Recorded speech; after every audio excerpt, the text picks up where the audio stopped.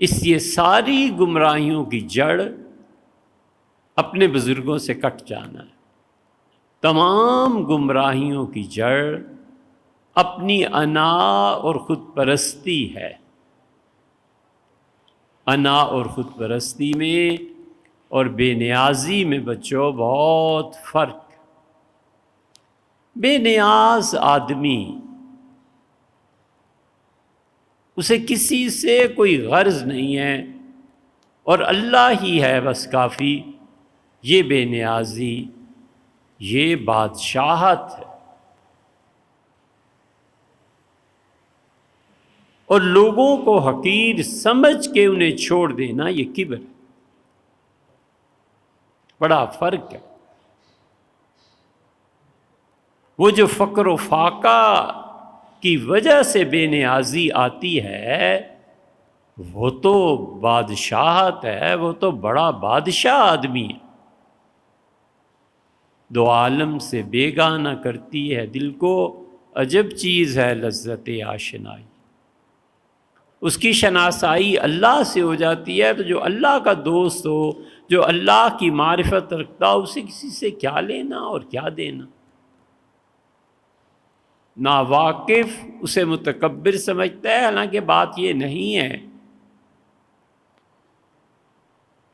حضرت نظام الدین اولیاء رحمۃ اللہ علیہ نے ایک جگہ تحریر فرمایا کہ میں پاک پتن حاضر ہوا اپنے شیخ کی خدمت میں، کہ پوری ایک سیریز چل رہی ہے، مشائخ کچھ نہیں ہوتے، بیعت کچھ نہیں ہوتی، یہ صوفی اور بابے، یہ ایسے اور ایسے۔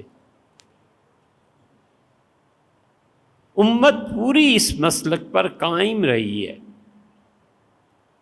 یہ جب سے خانقاہوں پہ بدعت بدعت بدعت اس کے فتوے لگنے شروع ہوئے ہیں، پورا نظام تربیت معطل ہو گیا ہے، بیکار ہو گیا، کوئی روکنے ٹوکنے والا نہیں رہا نا۔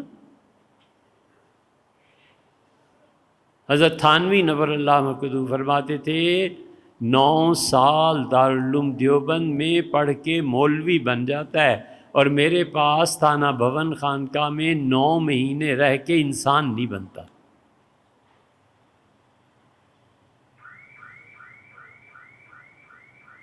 حضرت فرماتے تھے میں پاک پتن حاضر ہوا تو روزہ تھا رمضان، تو مغرب کی نماز کے بعد حضرت فرید الدین مسعود رحمۃ اللہ علیہ نے پہلا لقمہ رکھا، اور ہم سب درویش بیٹھے ہوئے تھے کہ حضرت شروع کریں تو ہم بھی، اور لقمہ تھوڑا سا چبا کے منہ سے باہر رکھ دیا، اور فرمایا کہ لقمہ چبایا نہیں جاتا، کوئی نہ کوئی گڑبڑ ہوئی ہے، باورچی کو بلاؤ۔ وہ آیا، فرمایا یہ پیلو جو ہیں کہاں سے لیے تھے؟ پیلو شاید آپ نے دیکھا ہو، پنجاب میں درختوں پہ لگتا ہے، پیلے رنگ کا ایک پھل ہوتا ہے۔ ان کا حضرت اپنی خانقاہ میں جو درخت لگے ہوئے ہیں وہاں سے لیے۔ فرمایا پانی؟ اس نے کہا اپنے کنویں سے۔ فرمایا ایندھن لکڑی؟ کا حضرت اپنی ہے۔ فرمایا نمک؟ اس نے کہا حضرت آج خانقاہ میں نمک نہیں تھا، تو ہندو بقال جو ہے دکاندار، اس کے پاس میں چلا گیا، نمک اس سے لے آیا تھا، کل پیسے دے دیں گے۔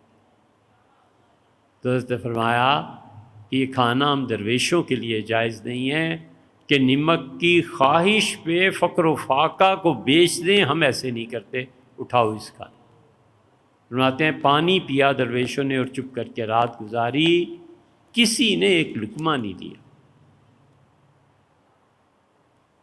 یہ تربیت تھی، اور تربیت ایسے ہی ہوتی تھی۔ اس لیے اللہ کی معرفت، اللہ تک پہنچنا اور اپنی خواہشات کو مٹانا، اس میں تو بڑا لگتا ہے مجاہدہ، وہ کون کرے؟ تو دین بھی ہاتھ سے نہ جائے، نفس بھی پورا پورا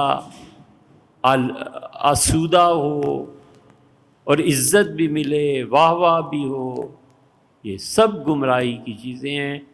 اللہ کہتا ہے فرائیت من اتخذ الہہ ہوا، تو نے اس انسان کی خواہش پر بھی غور کیا ہے جو اپنے نفس کی خواہش کو اپنا خدا بنا لیتا ہے؟ ایک جگہ اللہ فرماتے ہیں کہ هل ننبئکم بالاخسرین اعمالا، میں تمہیں بتاؤں سب سے زیادہ دنیا میں ٹوٹے اور خسارے میں کون شخص رہا؟ الذین ضل سعیہم فی الحیات الدنیا، دنیا کی زندگی میں جو کچھ کرتا رہا ہم نے سب کا سب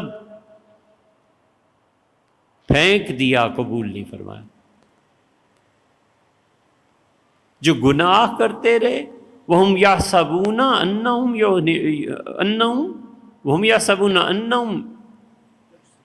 یحسنون صنعا، اور وہ سمجھتے رہے کہ ہم بڑی نیکیاں کر رہے ہیں، حقیقت میں تو گناہ کر رہے تھے۔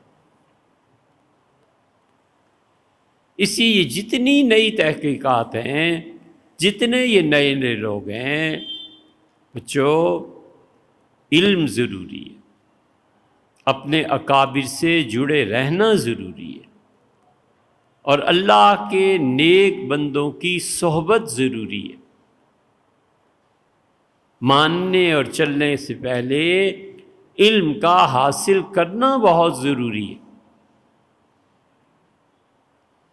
اور ان دونوں چیزوں کے ساتھ ادب ضروری۔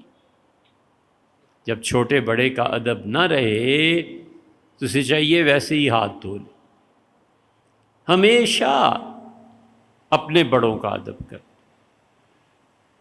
حضرت رسالت مآب صلی اللہ علیہ وسلم نے فرمایا تم اپنی جوانی میں بوڑھوں کا احترام اور ادب کرتے رہنا، اور جب تم بوڑھے ہو جاؤ گے تو اللہ تعالیٰ تمہارے لیے وہ لوگ پیدا کر دے گا جو تمہارا ادب اور احترام کرے گا۔ محمد بن منقدر بہت بڑے جلیل القدر تابعی تھے، مدینہ منورہ میں رہے اور حضرت جابر بن عبداللہ رضی اللہ تعالیٰ عنہما کے ساتھ رہے۔ جابر بن عبداللہ رضی اللہ عنہ مدینہ منورہ میں غالباً آخری صحابی ہیں جن کا انتقال ہوا، 94 سال ان کی عمر ہو گئی تھی رضی اللہ۔ تو وفات سے پہلے فرمایا کہ محمد تم نے میری بڑی خدمت کی ہے، نابینا ہو گئے تھے، بہت ساتھ دیا ہے، کوئی خواہش بتاؤ میں مرنے سے پہلے سننا چاہتا ہوں۔ ان کا حضرت کوئی خواہش نہیں، زندگی بھر آپ کی شفقتیں رہیں، البتہ ایک بات ہے۔ ان کا کیا؟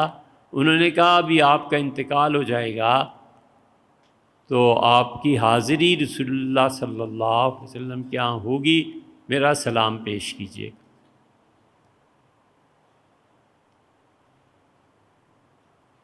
امام مالک رحمۃ اللہ علیہ وغیرہ کہتے تھے حضور صلی اللہ علیہ وسلم کا نام آتا تھا ان کا جسم کانپنے لگتا تھا۔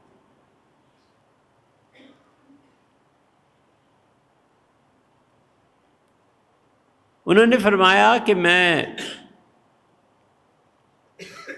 رات بھر اپنی بوڑھی ماں کی خدمت کرتا ہوں، اور میرے بڑے بھائی جو ہیں وہ ساری رات نفل پڑھتے رہتے ہیں، سوتے ہم دونوں صبح فجر کے بعد ہی ہیں، اور میرا بھائی اگر یہ کہے کہ میں صرف ایک رات انہیں دے دوں اور ان کی عمر بھر کی عبادت لے لوں تو میں کبھی بھی نہ مانوں۔ کیا؟ اس لیے کہ میرے بھائی کی عبادت کا اللہ محتاج نہیں، اور میری ماں میری خدمت کی محتاج۔ یہ ادب ہے، یہ چھوٹے بڑے کی تمیز۔ یہ جو زبانیں کھل جاتی ہیں دین کے نام پہ کہ یہ کافر ہے، یہ فلانا ہے، یہ فلانا ہے، یہ آہستہ آہستہ گھروں کی زبان تبدیل کر دیتا ہے۔ بچوں گلی کی زبان اور ہوتی ہے، دوستوں کے درمیان بولنے کی زبان اور ہوتی ہے، گھر کے اندر بولنے کی زبان اور ہوتی ہے۔ جس کو یہ بھی نہیں پتہ چلا اس نے تو چھک ماری زندگی میں کیا کیا۔ اس لیے ہمیشہ ان درجات کو قائم رکھنا چاہیے، اگر نہیں رکھے گا تو ضرور رسوائی ہوگی۔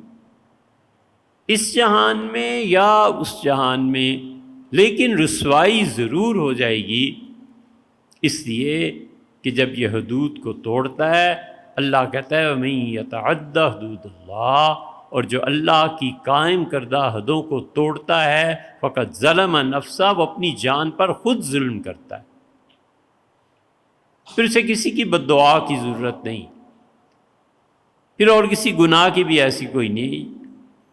جو انسانی حقوق میں چھوٹے بڑے کی تمیز، کس کے لینا ہے کس سے دینا ہے، ایک ایک پائی کا حساب اتنا کلیئر ہونا چاہیے کہ ابھی مسجد کے دروازے پہ اسرائیل علیہ السلام آئیں اور ہاتھ ملائیں کہیں چلو تو چل پڑے، بس سب حساب صاف ہے، لکھا ہوا ہے کتنا لینا ہے کتنا دینا ہے، اتنا کھرا حساب۔